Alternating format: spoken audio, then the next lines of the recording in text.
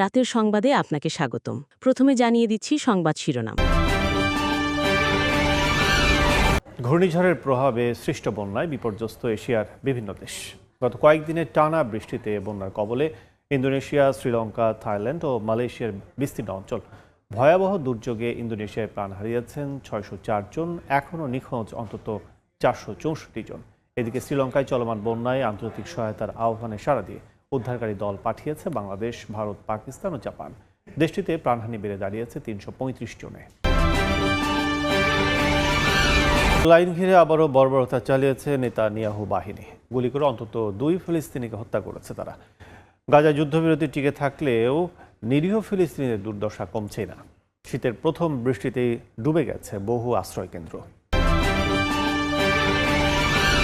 যুবরাজের মাধ্যমে ইরানকে ৩টি বার্তা পাঠালেন মার্কিন প্রেসিডেন্ট ডোনাল্ড ট্রাম্প। তাও আবার ইউরেনিয়াম সমৃদ্ধকরণ সম্পূর্ণ বন্ধ, মধ্যপ্রাচ্যে মিত্র গোষ্ঠীর সমর্থন বন্ধ, ব্যালিস্টিক ক্ষেপণাস্ত্র কার্যক্রমে সীমাবদ্ধতার মতো শর্ত, সেগুলো নাকচ করে দিয়েছে তেহরান। এতে আঞ্চলিক নিরাপত্তা ও কূটনৈতিক চাপ বাড়ার আশঙ্কা করছেন বিশ্লেষকরা।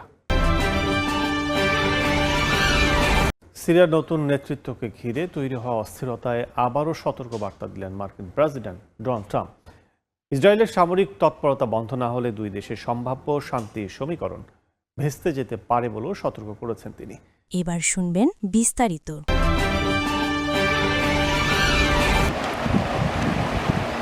বন্যায় ইন্দোনেশিয়ার পশ্চিম সুমাত্রা প্রদেশে মারা গেছেন শত শত মানুষ, নিখোঁজ রয়েছেন অনেকে। বন্যা ও ভূমিধসের কারণে কাদা আর আবর্জনার স্তূপ মারিয়ে হতাহতদের খোঁজার কাজ অব্যাহত রেখেছে উদ্ধারকারী দল। এরই মধ্যে দুর্গত এলাকা পরিদর্শন করেছেন দেশটির প্রেসিডেন্ট প্রাবোও সুবিয়ান্তো। বিচ্ছিন্ন গ্রামগুলোতে হেলিকপ্টার যোগে ত্রাণ সহায়তা পৌঁছানোর কথাও জানান তিনি। দেশটির দুর্যোগ ব্যবস্থাপনা সংস্থা বলছে, ভয়াবহ এই বন্যায় ২৮,০০০-এর বেশি বাড়িঘর পানিতে তলিয়ে গেছে। এতে ক্ষতিগ্রস্ত হয়েছেন ১৪ লাখ মানুষ। ঘূর্ণিঝড়ের কারণে শ্রীলঙ্কায় ভয়াবহ বন্যায় তলিয়ে গেছে দেশটির দক্ষিণ পশ্চিমাঞ্চল। প্রাণ হারিয়েছেন বহু মানুষ। গ্রামের পর গ্রাম পানির নিচে থাকায় বাসিন্দাদের সরিয়ে নেওয়া হচ্ছে নিরাপদ স্থানে। বন্যার ভয়াবহতায় দেশটিতে জরুরি অবস্থা জারি করেছে সরকার। এদিকে শ্রীলঙ্কা সরকারের আন্তর্জাতিক সহায়তার আহ্বানে সাড়া দিয়ে এরই মধ্যে বাংলাদেশ, ভারত, পাকিস্তান ও জাপানের উদ্ধারকারী দল দেশটিতে পৌঁছেছে। থাইল্যান্ডে চলমান বন্যায় হতাহত হয়েছেন অনেকে। দেশটির সংখ্লা প্রদেশে পানি, বিদ্যুৎ বিচ্ছিন্ন থাকায় ৭৬,০০০-এর বেশি শিক্ষার্থী স্কুলে ফিরতে পারছে না বলে জানিয়েছে সেভ দ্য চিলড্রেন। এদিকে সরকারের ত্রাণ ব্যবস্থাপনা নিয়েও বাড়ছে জন অসন্তোষ। অব্যবস্থাপনার অভিযোগে এরই মধ্যে ২ কর্মকর্তাকে সাময়িক বরখাস্তও করা হয়েছে। মালয়েশিয়ার পেরলিসে টানা বর্ষণে বেশ কয়েকজনের মৃত্যু হয়েছে। এখনও পানির নিচে বহু এলাকা। গাজায় যুদ্ধবিরতি উপেক্ষা করে প্রতিনিয়ত নিরীহ ফিলিস্তিনিদের টার্গেট করছে ইসরায়েলি সেনারা। সোমবারও ইয়েলো লাইন ঘিরে চালানো হয় বর্বরতা। সীমান্ত অতিক্রম করে তাৎক্ষণিক হুমকি সৃষ্টি করার অভিযোগে ফিলিস্তিনিদের গুলি করে হত্যা করেছে নেতানিয়াহু বাহিনী। এক বিবৃতিতে রেড ক্রস জানিয়েছে, হাজারো মানুষ এখনও জানে না তাদের প্রিয়জন বেঁচে আছে নাকি মৃত। গণকবরের ছবি আরও বাড়াচ্ছে অনিশ্চয়তা। আন্তর্জাতিক দাতব্য সংস্থা আইসিআরসি বলছে, গাজায় নিহতদের মরদেহ শনাক্ত ও নথিভুক্ত করতে তারা স্থানীয় কর্তৃপক্ষকে সহায়তা দিচ্ছে।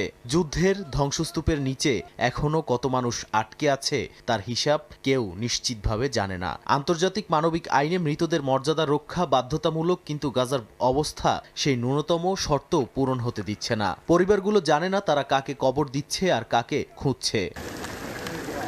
এর মধ্যে উপত্যকাটিতে মরার উপর খাড়ার ঘা হয়ে উঠেছে শীতকালীন বৃষ্টি। পানিতে তলিয়ে গেছে দেইরাল বালার ত্রাণ শিবিরগুলো। শিশুদের জামা থেকে ডায়পার সবই ভিজে যাওয়ায় বিপাকে পড়েছে অনেকে। বিশ্লেষকরা বলছেন, যুদ্ধ শুরুর পর থেকে কয়েকবার স্থানান্তরিত হয়েছে ছুটে চলা পরিবারগুলো। খান ইউনিস, রাফা, নুসৈরাত ঘুরে এখন দেইরাল বালাহ। শিশুরা ঠান্ডায় কাঁপছে, পোকামাকড়ের কামড়ে অসুস্থ হচ্ছে। শুকনো কাপড় নেই, খাবার নেই। আরও বড় আশঙ্কা সামনের শীতের তীব্রতা।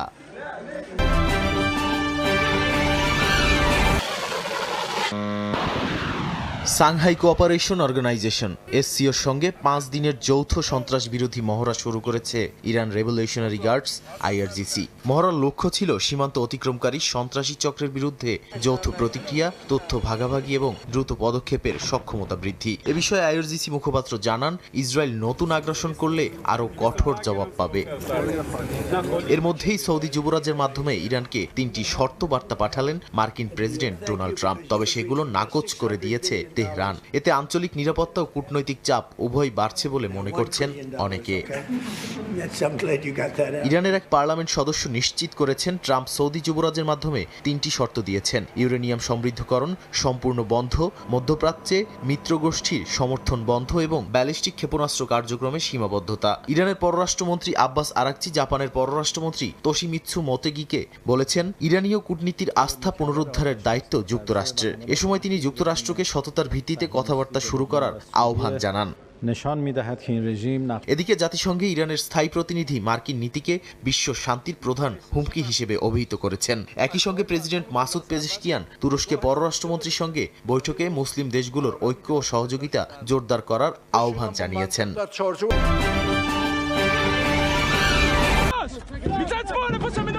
একদিকে দক্ষিণ সিরিয়ায় ইসরায়েলি হামলায় বাড়ছে উত্তেজনা, অন্যদিকে ট্রাম্প সরাসরি বার্তা দিয়েছেন, সিরিয়ার স্থিতিশীলতা নষ্ট হলে নতুন নেতৃত্বের উন্নয়নের ধারা ব্যাহত হবে। নিজ মালিকানাধীন সামাজিক মাধ্যম ট্রুথ সোশ্যালে তিনি লিখেছেন, দামেস্ক ও তেল আবিবের সম্পর্ক দীর্ঘমেয়াদী ও সমৃদ্ধ করার সুযোগ এখনই কাজে লাগাতে হবে। ইসরায়েলের পাঠানো একটি বিবৃতিতে বলা হয়েছে, ট্রাম্প নেতানিয়াহু ফোনালাপে আলোচনা হয়েছে হামাসকে সামরিকভাবে নিষ্ক্রিয় করা এবং শান্তি চুক্তি সম্প্রসারণ নিয়ে। তবে সিরিয়া প্রসঙ্গে ইসরায়েল নীরব। মার্কিন কর্মকর্তারা টেলিভিশন চ্যানেলগুলোকে জানিয়েছেন, দামেস্ক এখন বিরোধ বাড়াতে চায় না, তাই ইসরায়েলের উচিত পথ বদলানো। এদিকে ইসরায়েলের অভিযানে সিরিয়ায় প্রাণহানির অভিযোগ উঠেছে। প্রায় 1 বছর ধরে ইসরায়েলি বাহিনী সিরিয়ার ভেতরে 9টি পোস্ট থেকে অভিযান চালাচ্ছে জানিয়ে যুক্তরাষ্ট্র ক্ষোভ জানিয়েছে। একই সময় মার্কিন দূত টম বারাক দামেস্কে গিয়ে সারার সঙ্গে আঞ্চলিক উত্তেজনা কমানোর আলোচনা করেছেন বলে জানা গেছে। একদিকে দক্ষিণ সিরিয়ায় ইসরায়েলি হামলায় বাড়ছে উত্তেজনা, অন্যদিকে ট্রাম্প সরাসরি বার্তা দিয়েছেন, সিরিয়ার স্থিতিশীলতা নষ্ট হলে নতুন নেতৃত্বের উন্নয়নের ধারা ব্যাহত হবে। নিজ মালিকানাধীন সামাজিক মাধ্যম ট্রুথ সোশ্যালে তিনি লিখেছেন, দামেস্ক ও তেল আবিবের সম্পর্ক দীর্ঘমেয়াদী ও সমৃদ্ধ করার সুযোগ এখনই কাজে লাগাতে হবে। ইসরায়েলের পাঠানো একটি বিবৃতিতে বলা হয়েছে, ট্রাম্প নেতানিয়াহু ফোনালাপে আলোচনা হয়েছে হামাসকে সামরিকভাবে নিষ্ক্রিয় করা এবং শান্তি চুক্তি সম্প্রসারণ নিয়ে। তবে সিরিয়া প্রসঙ্গে ইসরায়েল নীরব। মার্কিন কর্মকর্তারা টেলিভিশন চ্যানেলগুলোকে জানিয়েছেন, দামেস্ক এখন বিরোধ বাড়াতে চায় না, তাই ইসরায়েলের উচিত পথ বদলানো। এদিকে ইসরায়েলের অভিযানে সিরিয়ায় প্রাণহানির অভিযোগ উঠেছে। প্রায় 1 বছর ধরে ইসরায়েলি বাহিনী সিরিয়ার ভেতরে 9টি পোস্ট থেকে অভিযান চালাচ্ছে জানিয়ে যুক্তরাষ্ট্র ক্ষোভ জানিয়েছে। একই সময় মার্কিন দূত টম বারাক দামেস্কে গিয়ে সারার সঙ্গে আঞ্চলিক উত্তেজনা কমানোর আলোচনা করেছেন বলে জানা গেছে।